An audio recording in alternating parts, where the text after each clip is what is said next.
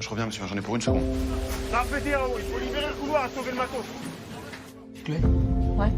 il y a Brun, le chef des urgences, qui va nous voir. Pourquoi? Thomas m'a dit d'emblée, tu gardes tes tatouages, etc. Je me suis dit, ah bon, ça veut dire qu'on ne va pas être dans le cliché d'un médecin propre, mais on va plutôt être dans une espèce de chef, un mec qui fait de la médecine de guerre, quoi. Et j'aimais bien ce côté un peu plus baroudeur, je dirais, d'un médecin d'hôpital, parce que les urgences, c'est ça, hein, les urgences dans un système sanitaire qui s'effondre, c'est de la médecine de guerre pratiquement.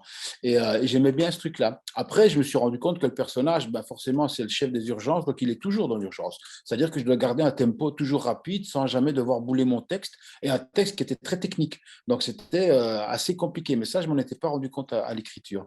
Et puis, je pensais qu'on allait faire une immersion dans un hôpital pour apprendre les gestes techniques, etc. Mais pas du tout, c'est-à-dire que tout s'est fait sur le plateau toujours. Donc tous les jours, on apprenait le geste technique avec des infirmiers, infirmières qui étaient figurantes, mais qui étaient aussi de vraies infirmières, et elles nous montraient in situ comment il fallait. Donc très vite, il fallait emmagasiner tous les protocoles qui sont liés à de la médecine, parce que pour Thomas, tout doit être absolument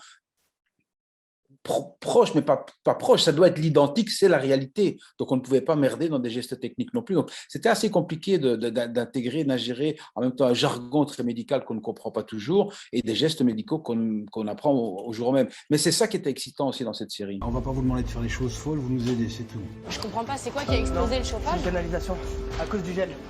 On tournait quand même dans un hôpital réel, même si on était dans une aile désaffectée. Moi, mes infirmières mes infirmières urgentistes sont des vraies infirmières urgentistes qui nous racontaient ce qu'elles vivaient de l'autre côté, dans les cellules Covid.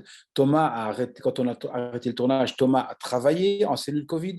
Là, maintenant, je crois qu'il s'occupe même de vaccination. Donc, on était toujours confrontés à la réalité. Donc, pendant un an, ma vie a été complètement prise par ce tournage. Même les moments pendant le confinement où on ne tournait pas, j'étais toujours dans le tournage d'Hippocrate. Donc ça a été un an complet de ma vie où j'ai vécu vraiment le docteur Brun. Et comme il y avait en plus, ça a été très particulier parce que comme il y avait en plus les conditions Covid, moi je n'ai plus été à l'hôtel. J'ai vécu dans un camping dans la banlieue de Paris pendant quand même plusieurs mois, donc dans une espèce de container déguisé en chalet avec mes chiens, dans une région vraiment entre la banlieue et la campagne, un truc super bizarre. Donc, ouais, pour moi, ça a été une vraie immersion. Donc, c'est pas un tournage qui me laisserait indemne, mais qui m'a terriblement enrichi. Je suis très, très content et très fier d'avoir vécu cette expérience. Pour le moment, on va maintenir les urgences en médecine interne. On tiendra, on n'a pas le choix.